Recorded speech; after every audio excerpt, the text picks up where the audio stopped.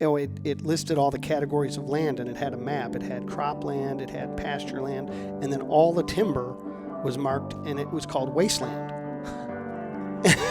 And I'm like, what is wasteland? Why am I buying wasteland? But in their mind, timber had zero value. They were assigning zero value to the wooded land. All right, here we go. This is a great conversation with Steve Hanson in Iowa. So Steve was originally from Illinois, guided in Alaska, ended up buying his first farm in Iowa in his early 20s, has been there ever since, and has learned a ton of lessons throughout his career in real estate, whether it was buying and selling or being a real estate agent himself there in Iowa.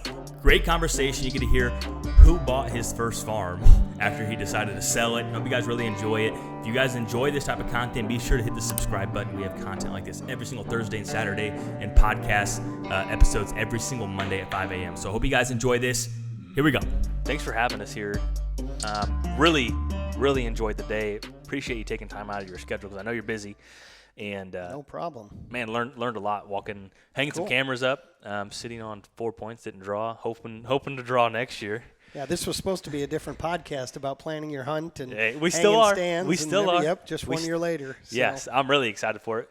It's the anticipation builds. Oh yeah. More every year. Part of the story. Yeah. So before we get into it, I guess take a chance to introduce yourself. I think we first met originally was probably like 2017 at the Great American Outdoor Show. Yep. You stopped by the booth. I think one of the clients that you ended up having hunt with you in the past had some cameras or bought some cameras. You had some cameras as well. The original Exodus Lift 1. Yep. And still have them, working good. Yeah, so. Which is really cool because I think here we are 5 years later and nailing down a hunt here for this upcoming season. But take a chance to introduce who you are for anyone that doesn't know what you're up to. Oh, my name's Steve Hanson. We kind of involved in all aspects of land and hunting here in southern Iowa, mostly in Monroe and Appanoose County. We kind of specialize in real estate and land management and have always been involved in a guiding business as well. Mm-hmm. So. Yeah, we come out to this area at least twice a year, and every time it's hard for me to comprehend how quickly an area can change in just terms of this development. And in a lot of good ways, too. And what I'm saying is so much great deer habitat has been built in this area in the last 20 years. Would you agree with that? Absolutely. I know just us personally, we've probably converted literally thousands of acres of what was rough cattle pasture into either, just productive hunting land, quality CRP, and, really made a difference in a lot of these properties. Mm-hmm. So. Yeah, and so diving into kind of your past history, you are from Illinois originally. Yep, grew up in Glen Ellen, Illinois. So, and then you found yourself in Alaska. Yep. How do you get? So you got in Alaska. How did you get to that? Because I think a lot of people probably young, that's their dream. Like, I want to go to Alaska and guide. Is that kind of where you were at? Yeah, there's one other step in there. I was grew up in Illinois. In high school, took a trip to the Boundary Waters in northern Minnesota, and loved it up there. And after my first year of college, got offered a job up there, and as a summer job, went up, did that, really liked it, transferred to a college up there, stayed up there, and then my second year, that organization needed help with trade shows and asked if I'd take a semester off school and help them with their marketing. And I, who's not going to, at 20 years old, get paid to travel around and do that? So I did that. And one of the first sports shows I did on my own, there was an outfitter right across the aisle from Alaska. And I got to talking to those guys, and he said, if you ever want to come up and, work up here, come on up. And I said, I hope you're serious because I'm going to be there. And I'm literally going to show up. And he literally just kind of wrote, Yakutat, Alaska, be here, a couple days before September 1st. Pre-internet, basically. Yeah, that's how it was. And I never heard from him again, never talked to him, but I figured out where I needed to fly into, and I flew up there. And that is so crazy. It's the craziest story because I remember getting there and nobody picking me up at the airport, and standing there like, oh, what have I done? This isn't good. And finally, I remember him saying that all the clients flew out to their lodge through the air charter place, and I saw the air charter right across from the hangar. So I walked over there and I told him who I was, and I said I'm supposed to fly out to Jim Keyline's camp, and the guy's like, well, we don't have anything scheduled. And then so he got on the radio and he called out to the lodge, and they said, oh, what? And he goes, oh, I forgot about that, kid. But they said, next time you have a flight going that way, have him come with. So I sat around town there for a day or two and eventually flew out to camp and loved it. And it takes 2 years to get a guide license. So I worked as a helper, packing out moose and mountain goats for a while, and then got my guide license and ended up guiding up there for 10 years. So that is wild. Yeah. Because now it's like we can over communicate so easily. Like, we'll be here. I'll be there in 5 minutes. I'll be there in 2 minutes. Exactly. You need Text to talk to messages. so-and-so. Yeah. Literally, we had a conversation at a show in February, and then I showed up at their lodge. So that was literally the only communication. Have you always been the type of person just to jump both feet forward? Because I would consider absolutely. that. Yeah, that is like very. I call it no brains, no headaches. That's funny. So you were out there. How long? You guided there for a while, didn't you? Yeah, 10 years. Yep. 10 years. And it's kind of like a process. They have a real regimented thing to get your guide's license. And then I actually got my outfitter license and, stayed with that for a long time. So what did you really enjoy about that? The adventure. You go there for the hunting, but really what I was after was the adventure, whether it was, hunting brown bears in the thick brush at, close range, or, climbing in the cliffs in the mountains, mountain goat hunting, flying in the plains, jet boats in the rivers. I mean, everything you did had some degree of danger, which, I've noticed that too, because I'm like, you're running the chainsaw and all yes, this stuff. Yeah, and I've always you're running the dozer? Yep, yeah. I've always kind of embraced that side of things, and that's where it all started from. Yeah, that's really cool. Is there any piece of advice that you received from either the people operating that business or a guest throughout that process that really stuck with you? Like it could have been a life lesson, could have been a hunting lesson. What it was obviously when you're working in Alaska, on hunting trips, they're extremely expensive. So you're dealing with successful people a lot. And pretty much whether it was told to me or I just sorted it out, a lot of those people had created their wealth through real estate. And that's sort of where it seemed to be, wasn't everybody, but a lot of people said, I started buying these houses and then pretty soon they're worth this. And I was like, over and over again, that was sort of the overwhelming theme. Mm-hmm. And it was also part of why I left Alaska, because I really wanted to take over my boss's business, but that business from a standalone business proposition is tough because you're working on Forest Service permits and leases and you really have no ownership and there's nothing really to build and then sell again at some point in your career. Mm-hmm. So I actually made a conscious choice to invest in land back here in Iowa and go that direction instead of continuing, my guiding career up there. So. That's a really good point too, because you're kind of on borrowed time up there. You are, and you just have a book of clients, and that's the essence of your business. And the other thing that made that business tough is, for the future, is we were very heavily invested in brown bear hunting, and if things change politically, that would be one of the first type of hunting to be probably restricted. Mm-hmm. So you're in Alaska, you're deciding, okay, I want to go back to the Midwest. How did you end up in this part of Iowa?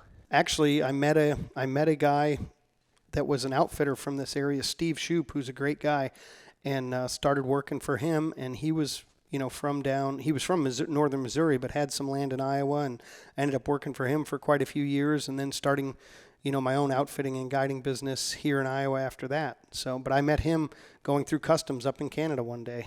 by chance. By chance, it is crazy. And even it sounds like one of the project partners that you have too. You met on a piece of public in mm-hmm. Illinois, and it's funny how you come across people across your life, and then all of a sudden they play such a huge role that you could never imagine on decisions you make or where you live or everything else. Yeah. That fellow who, I owned 2 different farms with over the years, we used to hunt a small public land place in Illinois that you had to sign in and out every day. And it was so competitive, we would sleep in our car there to make sure we were in line. Well, this guy was doing the same thing. So we got to be friends, and, he and I bought farms in Iowa later on, and he still owns farms in Iowa today. Yeah, so, how cool is that? Yep, and so it's awesome. So you land in Iowa based off of just a kind of by chance, to be completely honest. Yep. What was it like when you came here that you fell in love with?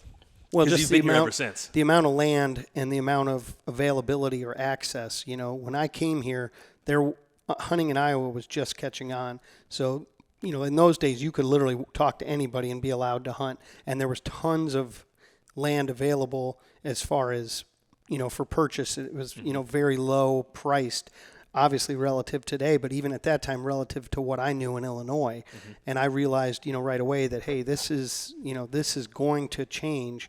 and I'd like to get in on it at the beginning, Yeah. So And what year was that roughly?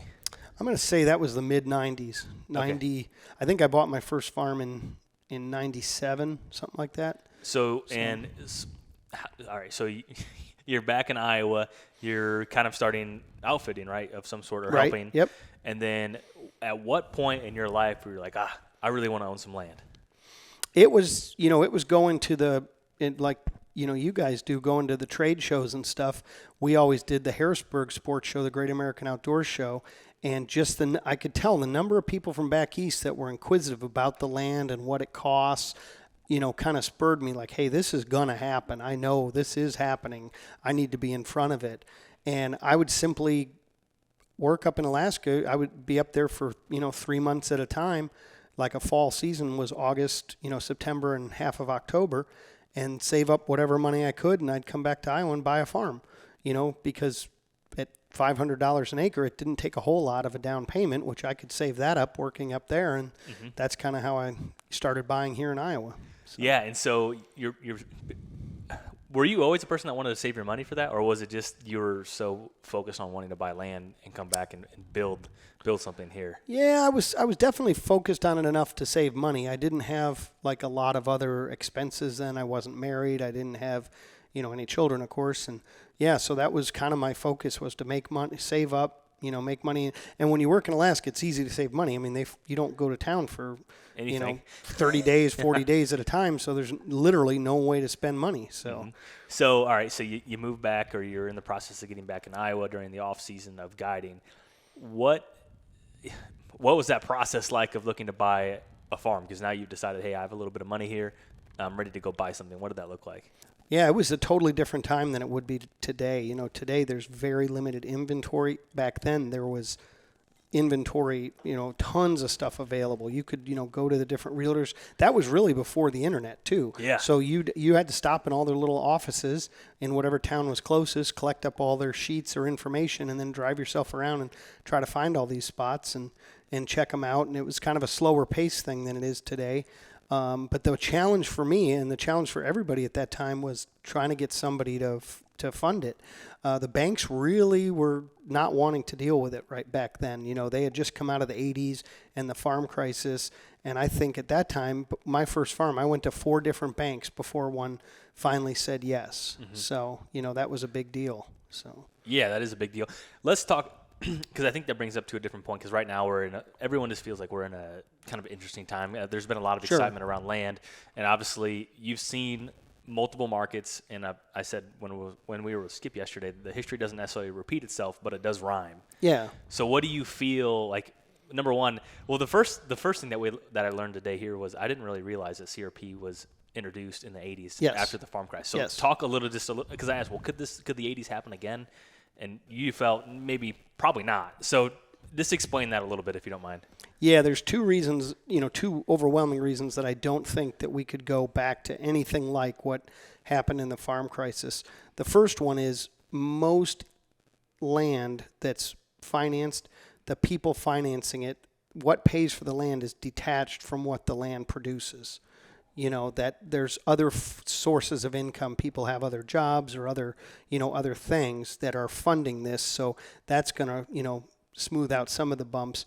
And then the other thing is simply CRP. I mean, that sort of sets a baseline of what tillable acres should produce or rent for, because that's sort of like a safety net. And that's, it was introduced. It was sort of done as almost a bailout to the banks, because otherwise the banks were about to own half the real estate in a lot of these Midwestern states, because they were going to have to repossess it, and they don't want to own it. The banks don't want to manage a farm if they don't have to. So that's when the CRP was introduced, and that kind of stepped in and provided a cash flow and a reduction in acres to hopefully stabilize the prices. So do you think any of that was to help control the commodities as well? Yeah, it definitely was. They thought at that time, by reducing the number of crop acres, that it would raise or stabilize the prices. What they didn't realize is that's about the same time South America and other places figured out how to farm. So a lot of the production got pushed off in other areas, which didn't help on the stabilization of the price like they thought it would. So That makes sense. Okay, sorry, side tangent. So No. you go through these. You finally find a bank after 4 of them Yep. to lend you. Do you remember what the terms were like then? The interest was high, but not like exorbitant. I mean, I think I was at 7% or 7.5. They would fix the interest for 5 years. It wasn't great. I remember the funniest part about it was the banker. Never forget. He called and he said, "I think we're going to be able to do this," which was a huge relief to me because that was my number one hurdle. But then he asked me. He said, "But why would you want it?" Yeah. And that was what was fascinating to me. And I said, "For hunting." And he said, "That's the stupidest thing I've ever heard." And I was just like, I was like, huh. I was kind of a little bit disappointed by his lack of interest in my endeavors. farm. Yeah. But I did, which I don't want to jump too far ahead in the Yeah. story. Eventually, I did sell that farm, and when I went in to pay it off, I paid it off to him. And he just stood there and shook his head, and he said, "How did you know?" So that was kind of pretty cool. That is fun to kind of be yeah, full circle. to see full circle. So, yeah. Well, kudos to you because I think some people are like, man, the bankers are supposed to be smart when they're questioning my purchase. Then Right. you maybe have a level of hesitation, like, am I doing the good thing? Because you're pretty young at that point. I was 21 years old. Yeah, I was super young, and not 22, something like that. And it was, it was a big step, and my parents were even like, "What in the world are you doing?" And it just made sense at the time. I knew it made sense because I'd seen what happened in Illinois. So, I mean, it was almost like having a crystal ball. So, yeah, that's so interesting because at the same time you paid what was like $450 or $500 an acre. $430 an acre for the first farm. And what was land in Illinois? I would say that comparable land would be at least 1,500. Yeah. So it was about a 3-to-1. So you're just thinking, heck, even if it just catches up with Illinois, or 3/4 of what Right. Illinois is, this ground doesn't have, this ground is not that much worse per se from tillable or anything else than that ground in Illinois. Right, and it wasn't even so much that I could tell that the price was going to increase. It was more of they hadn't seen a shift in Iowa yet. Hunting land didn't exist. It wasn't a category of real estate, where in Illinois it was. So these were being sold as marginal pasture farms. I see. And, if you sold that same farm in Illinois, even at that time, it would have been called a recreational farm because they had a buyer base out of Chicago to sell to, where they didn't in Iowa. But I'm like, it's the same land. It looks identical. This is definitely going to happen. It just is going to take longer. So that's so interesting. And then so people are thinking, all right, well, you're 21, 22. How big could this farm been? Right. Well, that one was 200 acres. That's insane. So, When you say that out loud, that is just insane. And do you want to share how much you paid for it? I paid $86,000. When you say I paid $86,000 for 200 and some acres, right, in Iowa, and beautiful. I mean, nice timber. I mean, we were talking about it today. Out of all the farms I've ended up owning and stuff, it's still one of the nicest ones. And it's a very well-known farm to this day. So yeah, what made you want to buy that when you saw it? Because it sounded like you shopped around a little bit. I shopped around a little bit, and we just something about that one. It had really nice, like river bottom, secluded fields, and it was whoever the operator was on the farm at the time had done a really nice job. There was fields and hay, and they'd been mowed, and they'd kept up with the erosion compared to the other ones we looked at. This one was just much, much nicer. It's one of those things once that I tell people looking to buy real estate. If you look at 8 or 10 different farms, you'll know when a deal comes up because then you have a frame of reference. And that's what I was doing unknowingly, was creating a frame of reference for myself to. That's what I always tell buyers as well. And we're looking at farms like, oh, this isn't it. Well, that's fine. Right. We're getting a better idea of what you really do want. Yep. And that's a good way to say it. So did you kill some big deer off that? Myself, this is interesting. I made that farm. It was just, I was totally into bow hunting at that time, and I made it a goal, and I made that a complete archery only farm for myself, any guests, anybody else we had. We only bow hunted it, and I never killed a buck on it. Never once. How long? You had it for a while, didn't you? I had it for a long time, for 8 years. Yeah. Yep. And it was all, but you guys got to remember, I was a non-resident.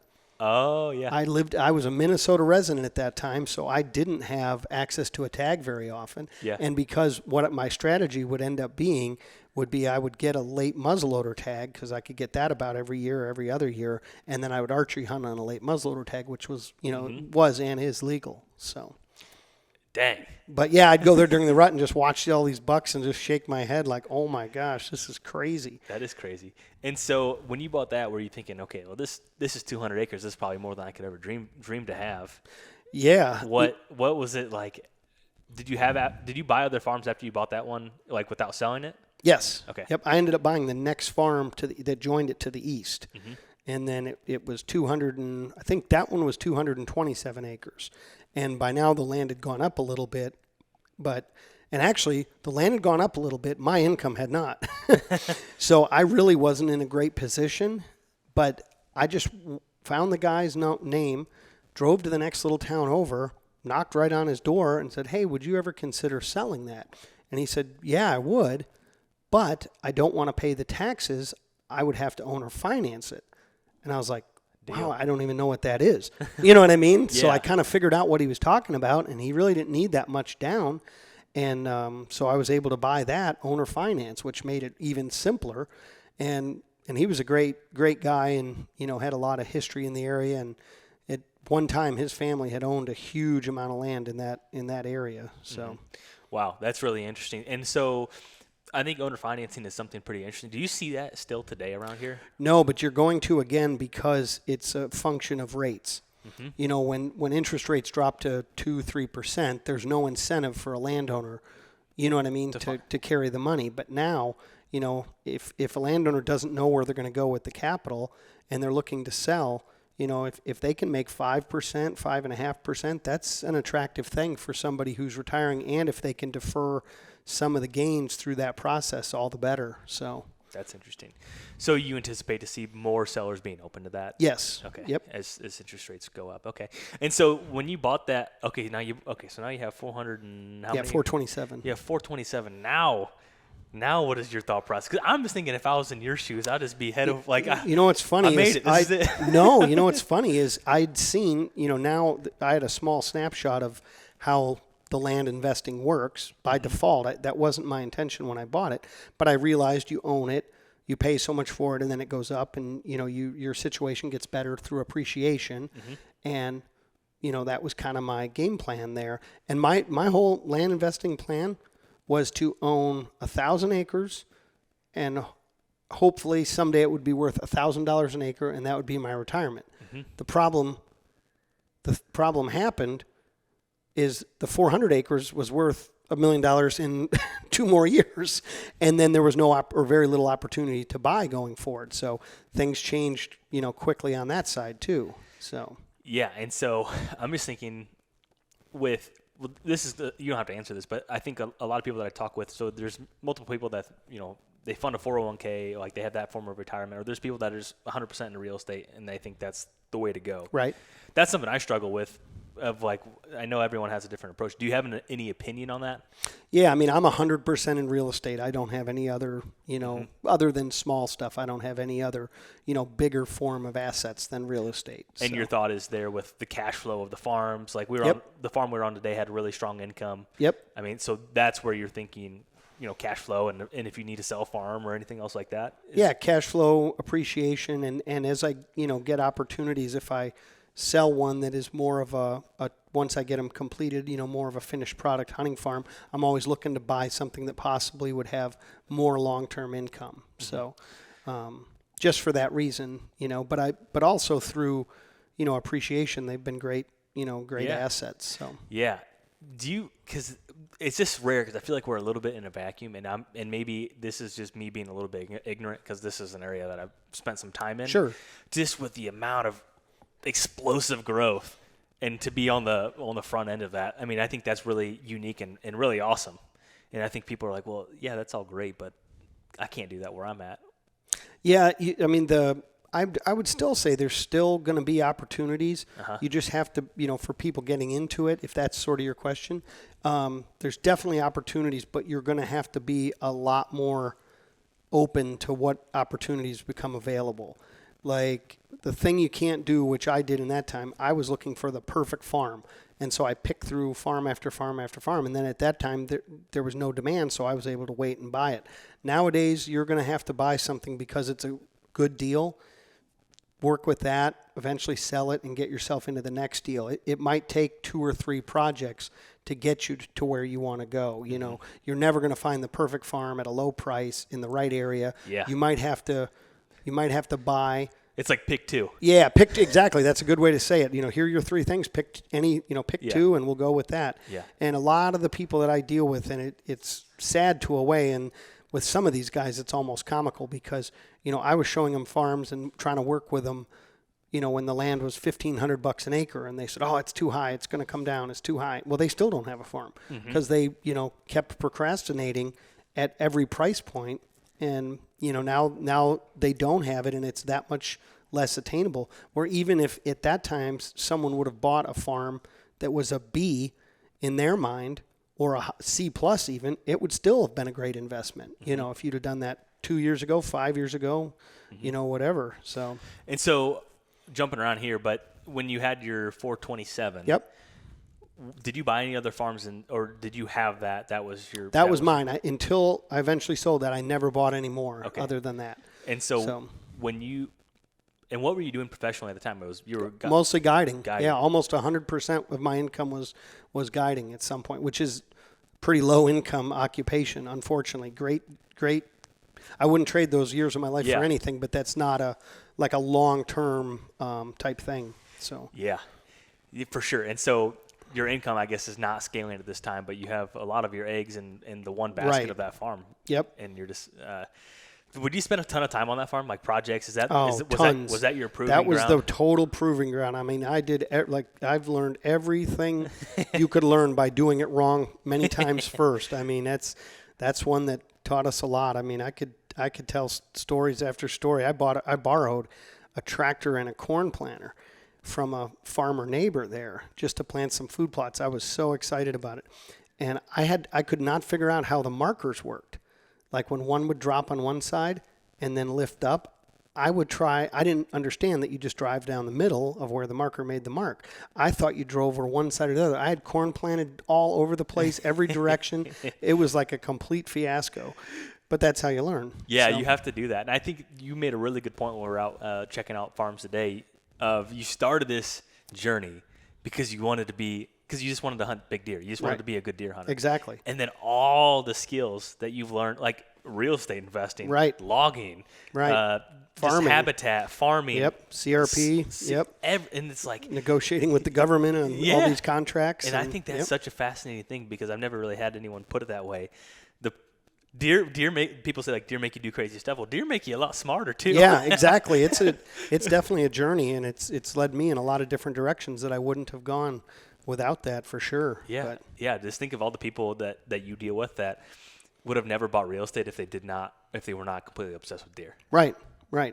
And it's amazing how many people start with the obsession for deer, but actually gravitate towards a different side of it. Like I've got guys that are just crazy about their food plots, and that's become their passion. I would say equal to or more than the hunting itself. That's a really fair point too. So, and as you were going through these proving grounds, what was happening in the neighborhood? Because obviously the land exploded. Was it because you ended up like in? I didn't really realize this until today of what exactly was your first farm. I misunderstood that, or I don't know if we ever talked about it. Yep. And so as you pieced that so you had 427. 427.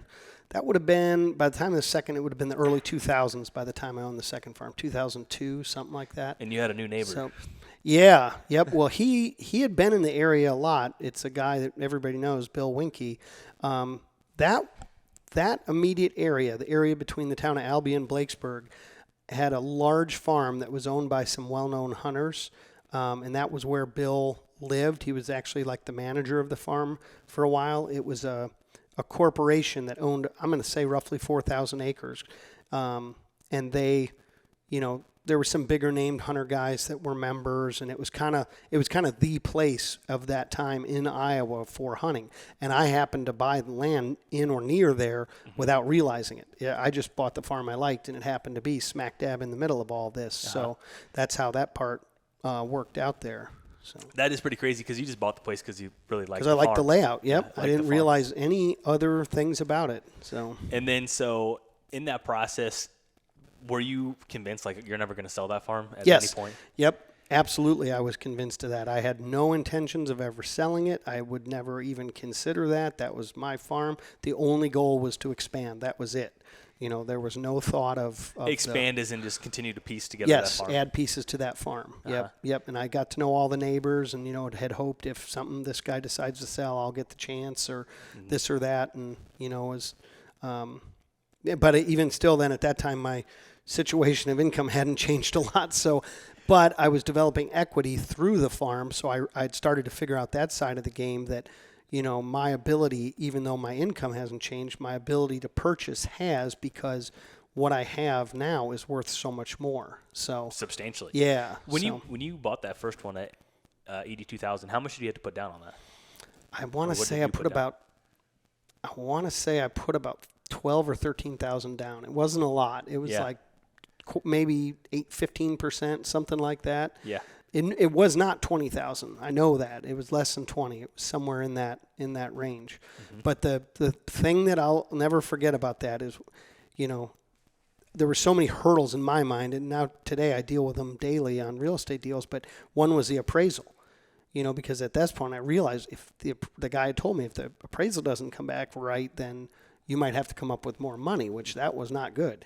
And So I got the appraisal back, and I was all excited because it appraised like they usually do, right about the price you're paying for it. Mm-hmm. And but the appraisal said at the bottom, property. It listed all the categories of land, and it had a map. It had cropland, it had pasture land, and then all the timber was marked, and it was called wasteland. And I'm like, what is wasteland? Why am I buying wasteland? But in their mind, timber had zero value. They were assigning zero value to the wooded land. See, and what's crazy? Did people used wood? And people did cut timber back then, so they must have. But I don't think the banks, because they couldn't put a number on it, I don't think they used it for their calculations. Sure. And it's still sort of that way. That's fair. Yeah. Yeah. They still don't want to.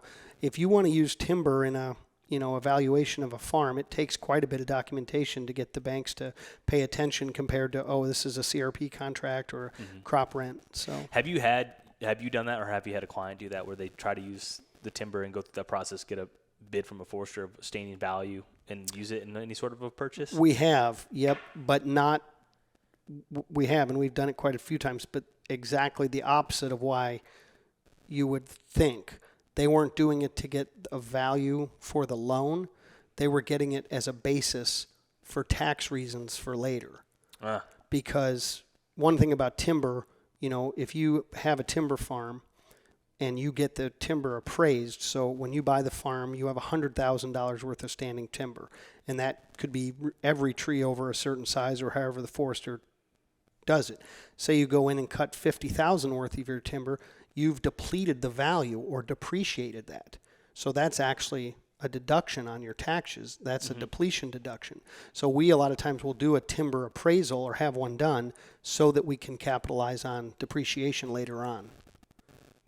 That's interesting. Yeah, so that's a very long answer to kind of a different question than you asked. Well, that's a good point, though. Yeah. Is that a really common practice? It should be. Yeah. If people knew how it works, it should be. If you have any plan of harvesting timber, it definitely needs to be done. So that's great advice, because then that's okay. So let's dive through that just a little bit deeper. So sure. you use that $50,000 deduction on just your general tax return for that upcoming year, or for that that farm. Yep. And it goes against your income of all your other stuff, or you can spread the depreciation out over 5 years or however you want to do it.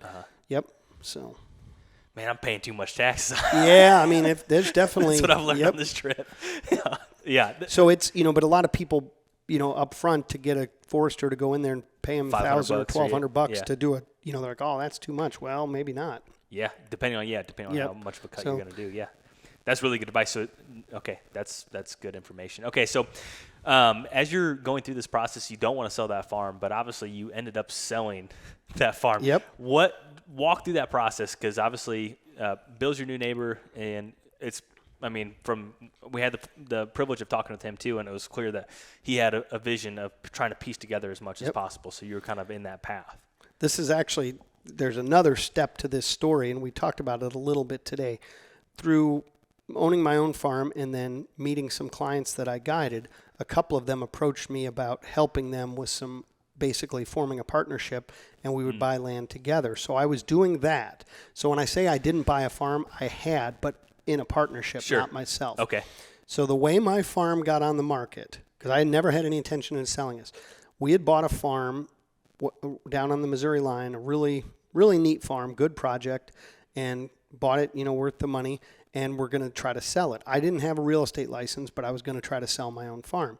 So This for sale by owner. yeah, for sale by owner, and through friends of a friend connection, I got a guy who was a very serious buyer. So me and my novice sales knowledge, I was trying to sell this farm in southern Iowa, down on the Missouri line, and I think we had priced it at about $2,000 an acre, and I told the guy, well, this farm down here, this is a good area. The price structure is a little bit less. I said, well, I have a farm in Monroe County, and if I was going to sell that, I'd have to have $2,500 an acre. The guy immediately said, let's go look at it.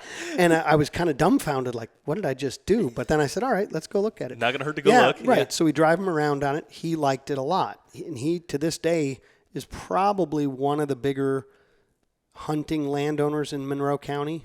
And he didn't own any farms here at this time. But what he did was he's a very savvy guy. He knew a lot of people in the hunting industry and everything, and he knew Bill Winke. So he calls Bill Winke and said, hey, I'm looking at a farm in your neighborhood. Do you know anything about it?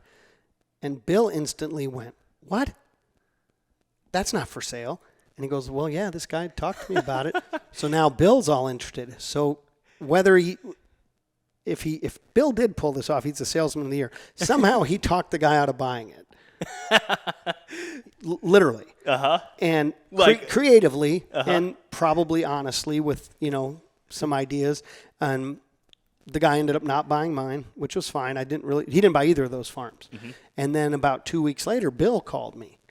And he said, hey, would you consider selling that? Well, I'd already kind of mentally gone through the process of like, would I guess I would for 25. Yes, you know what I mean? And I'm thinking, so now I'm like in a big conundrum, and what do I do?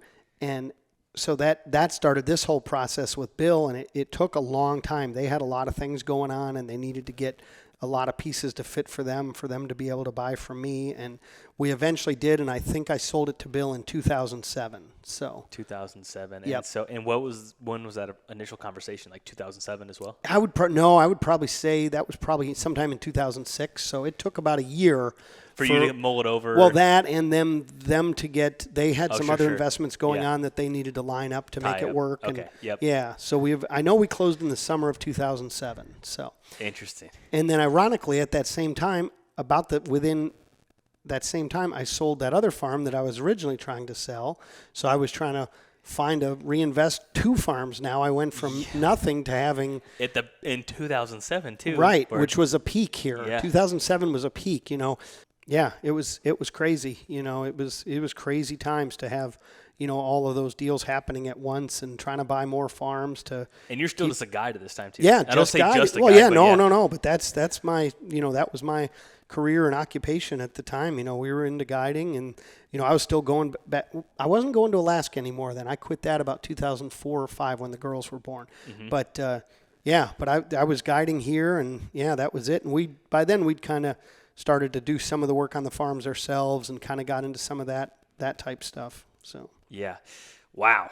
That's really interesting. So that's really cool. So then as you bought the first one for 82, do you remember what you paid for the other? I think I paid $600 or $630 an acre for that one. So quick math, how much were you in all the way on that? That one would have been $630 you said for the 204? $630 for the 227. 227. Yep. So 143. Yeah, I was gonna say I was into a 215 or something. So you're in for a 225. 225. Yep. Yeah. Oh my gosh, that's so crazy. And then so after you sold that had to feel life changing at that point. It was life changing, and that was one of the things that I wrestled with in selling it. It was like, hey, if I do this, my girls can go to college wherever they want. This is kind of a life changing thing for my situation. So I would be, eventually I felt that if I didn't do it, I would have been selfish. You know what I mean? To some degree. And then, that was a big part of it. And then, the other thing is too, and we talked about how real estate works in Iowa, and we don't have title or title insurance, but we have abstracts that are a living history of the farm. And I had the abstracts to these farms. And if you read through them, from the 1850s till I bought it, everybody and their brother went broke on these farms. And I read that and I'm like, oh my gosh. That is kind of an eerie thing, yeah. I'm walking away like the undisputed champion of the history of this little farm. Yeah. And I thought maybe that's telling me something that I ought to do this. You know what I mean? So, yeah, that's interesting. That brings up a point in itself of how impactful the whitetail deer was. Yep. Because, okay, you just mentioned there's multiple generations of failed farmers on that parcel. Right, exactly. And now all of a sudden you introduce big deer. Yeah, and changes everything. One of the owners, there was some real short-term owners immediately ahead of me on the first track. But before that, that was a family century farm. They lost a farm that was paid for by borrowing money to feed cows. Jeez. And I feel terrible. I know the people to this day, but it's a terrible thing because they literally missed it by just a few years. If they would have been able to hang on just a few years, that there would have been enough wealth. Sad. It is. Yep. Which I think brings up a point too where, and you can share on this, but I think it's easy to continue with momentum and get too much steam. But I think it's really important to have a good emergency fund, have a good contingency plan to weather a storm with cash. Yes. Because with absolutely. cash, you can survive anything. You can survive. Yeah, that's for sure. And, it would go up against popular land investing techniques, but, don't strip all the equity out of your farms. Good point. Everybody wants to buy one, get it refinanced, take that money, go buy another one, take that money, go buy another one. That'll work till it doesn't.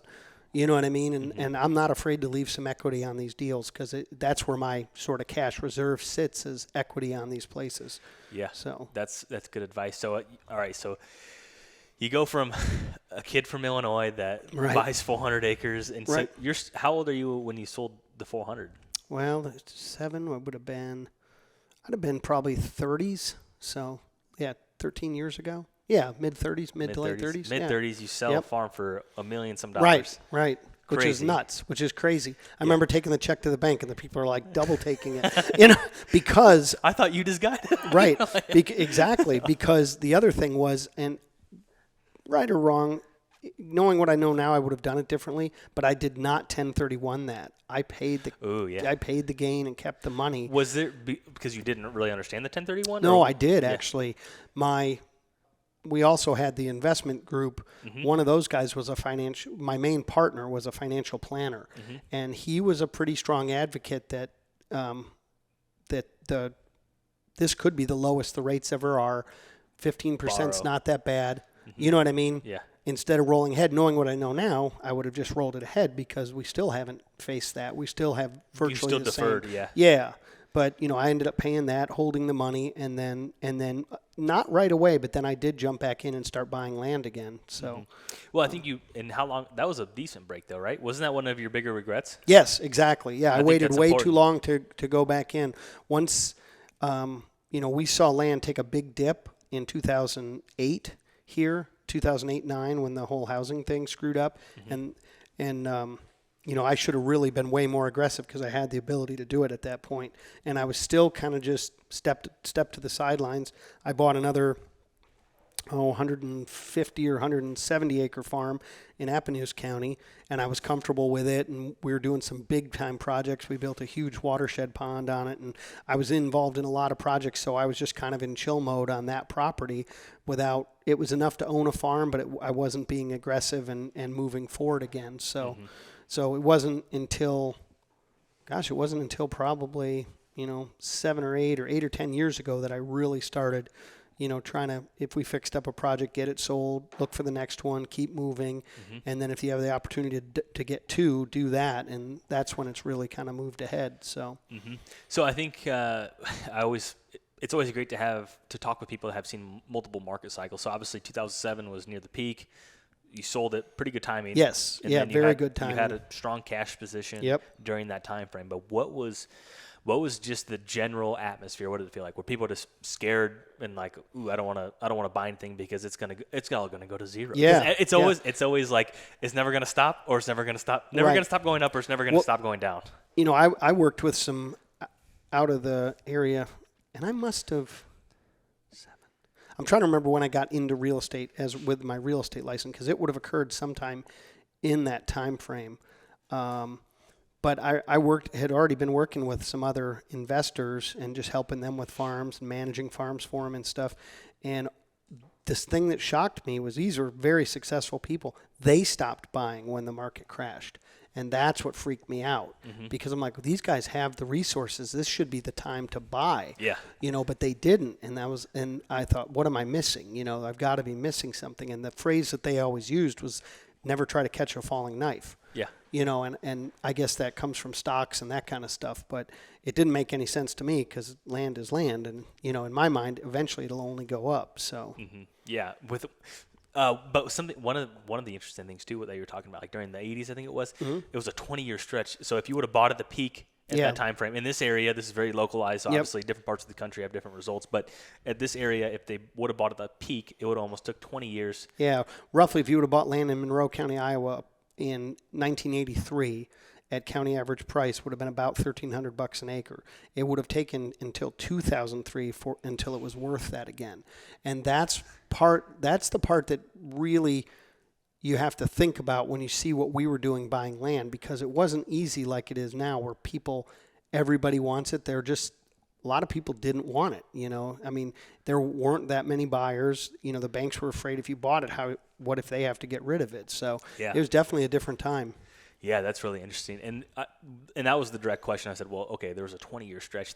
It's a lot to ask someone to weather that storm. Right. I mean, and you don't think that's necessarily would happen or be recreated at this point? No, not at all. Not to that scale. Yeah, not at all. Not even close. Yeah. There's so much more interest in the land now. I mean, from all categories of people. It's just, people.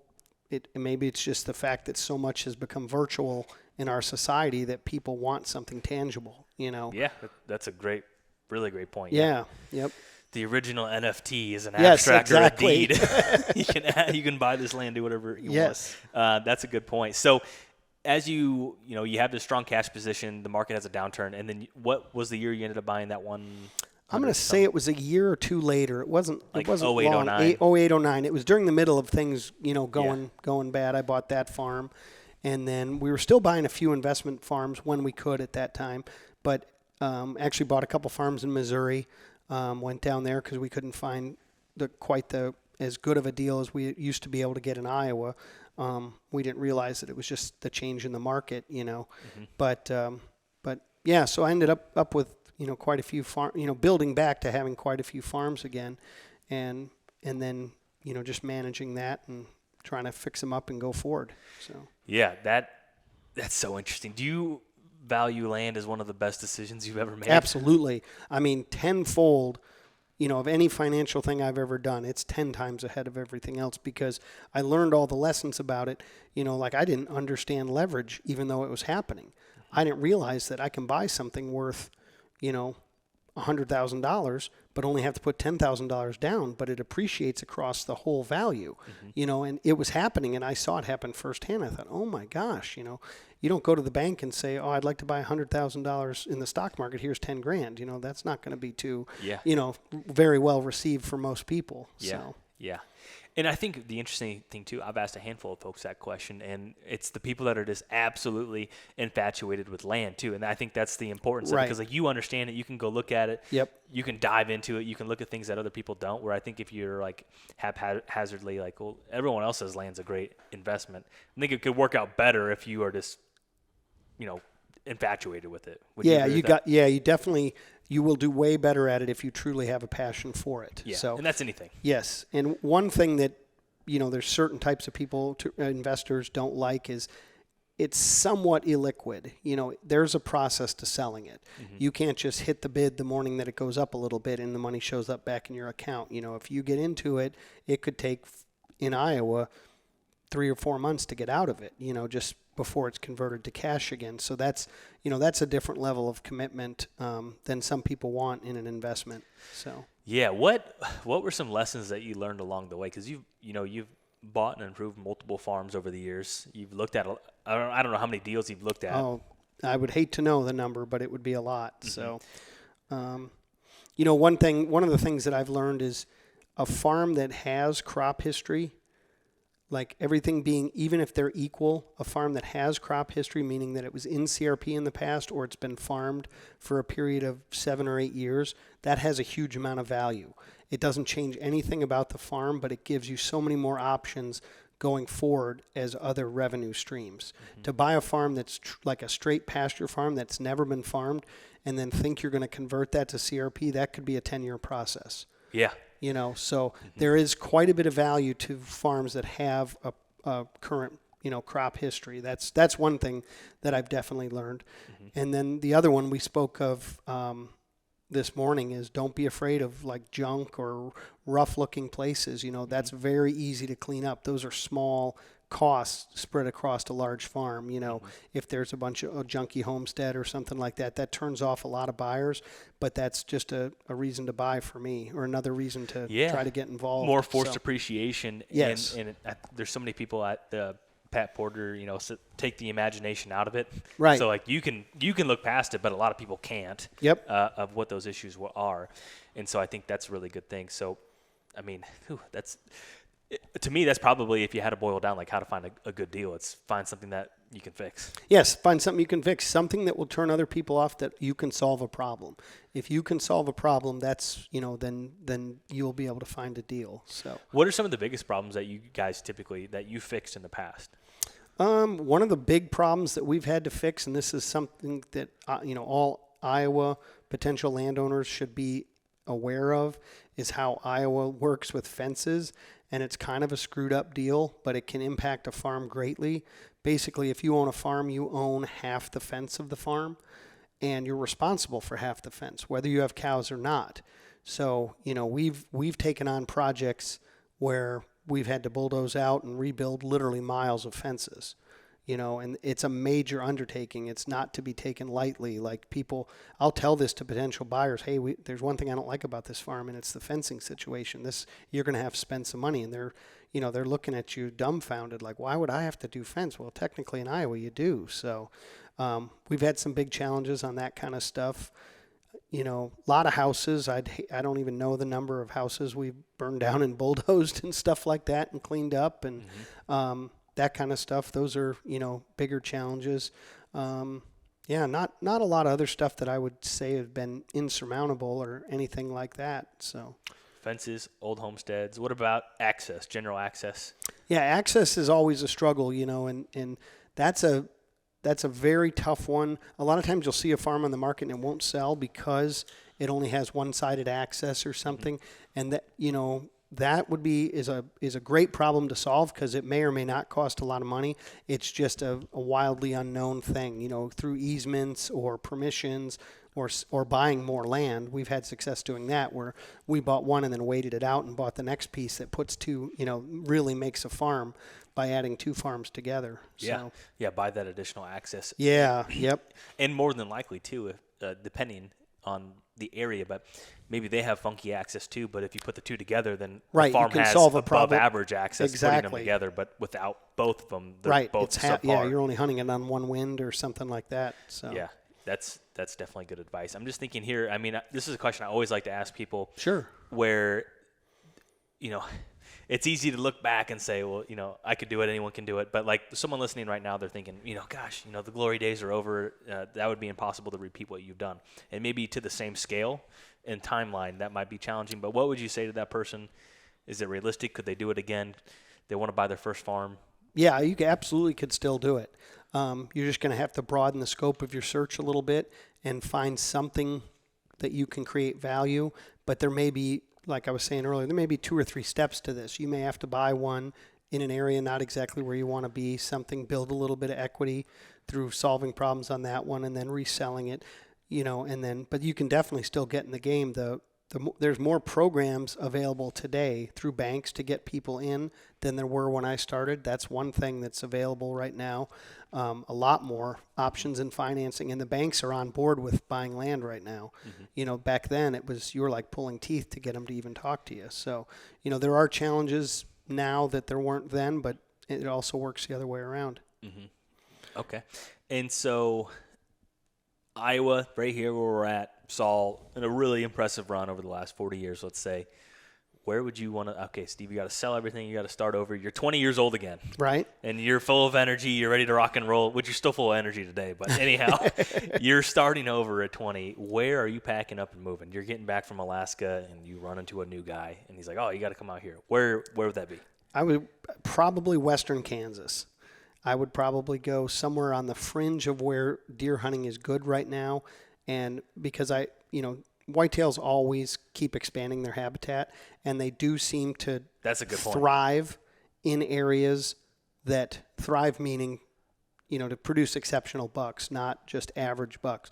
The herd seems to produce better while it's rapidly growing and expanding than it is once you kind of get to the fishbowl thing where deer are overpopulated. So I would try to get just on that fringe, but out ahead of it enough that you could still buy some land without having to compete with the hunting value of it currently. Yeah, it's like speculation of you're kind of speculating on speculation the, of world-class whitetails yes. to emerge Yep. into there.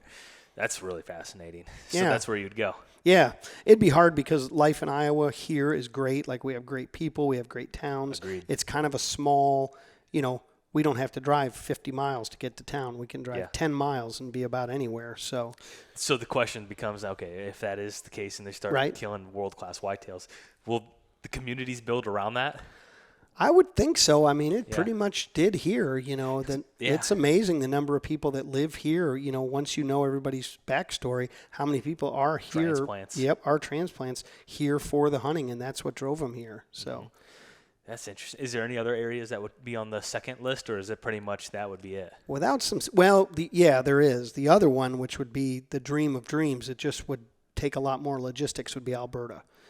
Because Alberta have the high-end whitetail population at times. I think that's because they don't have high numbers. They're constantly losing them to winter kill and stuff, so the population is always in some form of rebuilding. Great control. Yes, so but Alberta just has unlimited opportunities to hunt. Like I think they have 13 big game species. It's truly would be a paradise. That would be the other one. It would just take a lot more problem solving to figure out how to be a Canadian. For sure, yeah. That's really fascinating. So what piece of advice would you give someone that is looking to buy their first farm? I know you mentioned expand your search horizons, but what's something else that, someone calls you up, hey, Steve, I'm really wanting to buy my first piece of ground in your area. I'm really not sure where I'm at. I just know I really want to own ground. One thing that, I would definitely tell people to do is once you've made the commitment to yourself, you're going to do it, be aggressive. You know what I mean? Be aggressive and don't, and if you see what you want, buy it. That's so many people, because that doesn't cost anything. Mm-hmm. Like, being aggressive doesn't cost anything, and it's something everybody can have right now. You know what I mean? And I've seen so many people that are, teeter-totter on the line, and then this farm gets away from them, that farm. It's like, time gets go away for from it. Yep. And I will say the only proof to that is I've probably been involved in hundreds of real estate transactions, literally, and I've never had anyone regret it. And that's the honest truth. Never. That pretty much tells it right there. Yeah, and that was the fascinating thing with doing this podcast, is talking to so many people that you can tell, and I'm no different. Like, hey, that's a lot of money. Like, this is all of it right here to buy my first farm, and then it's like so happy along the way. It's just making that jump, and like, if you're listening to this too, I feel like you're probably well more educated than what most first-time buyers are too. Yeah, I mean, the resources available today, like this podcast. It's huge. We were literally shooting from the hip back then. I mean, I didn't understand anything. We didn't. We just did it, and it worked out. Yeah, and that's the interesting thing of this market's getting more sophisticated. And we were talking earlier, like, yeah, someone could do it again, but realistically, probably the general margin is probably just a little bit less than what it would have been back then. Absolutely, yeah. You can't expect the. You're gonna get into this and you're gonna do well. Hitting singles and maybe a double. You're not gonna hit home runs and knock it out of the park. I mean, those deals, are fewer and far between today. But it doesn't mean you can't do it and you can't do well doing it. It's here to happen. So yeah, I think that's any business and any, like, just think of a different market. It just continues, it gets more sophisticated. Right. And it's a good, healthy thing for the market too. Sure. There's probably other ways where it works out, but I think it's always like, yeah, I think logging is kind of like this too, in my opinion, right now. Like, there's not a lot of general education. And maybe it is. I just haven't dove into it. But it still feels like a very antiquated industry. Process. Yes. Yeah. Like, the knowledge gap between different people is great. Yeah, and the one thing about the timber industry that is very, very unusual is it is very guarded on who knows what and That's what I'm they'll saying. tell you. Yeah. You know, it's almost, I mean, I struggled with that for a long time, you know, cutting our own timber and stuff and trying to break into markets and meet buyers and learn the process and all that kind of stuff. And It's very protected. there's a big learning curve to that part of it. That's, that if you're doing it on your own starting now, I would encourage anybody to work with a forester at least on 1 or 2 projects. Whether you still cut it yourself, but have a forester help you market it, help mark the trees, because you can't, you don't get them back if you cut them wrong, number one. And, a guy like that's going to add at least 10 to 15, whatever he's charging, he's going to add double in value of exposing you to other markets and letting you learn. So, yeah.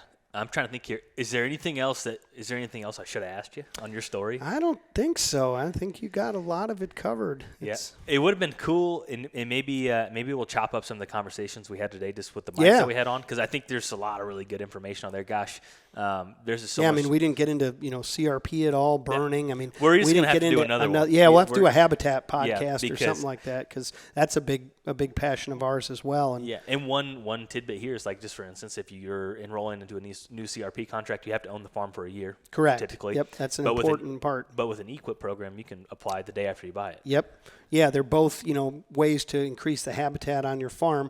One takes a year, one you can start immediately, and those are good things to know. So. Yeah, well, definitely, because like I said, I feel like we just scratched the surface, and that's always a good thing, because that means there's more to be had. Way more. Yeah, and I just I really, really appreciate you taking the time to share your story, share your spend your Sunday with us. Yeah, show no worries. the farm.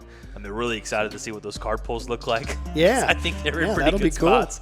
And I just thank you very much. And for people to find you, and maybe they have questions, or maybe they want to buy ground in Monroe County, Iowa, how can they get a hold of you? Well, our office, Hawkeye United Country out of Albia, that's where I work out of for the real estate stuff. And then, you can find me on Instagram. It's just under my name, Steve Hanson III. So those are probably the 2 simplest ones. Awesome. So I encourage people to do it, because I learned a lot here today, and look forward to the next time. Yeah, same here. Thank you.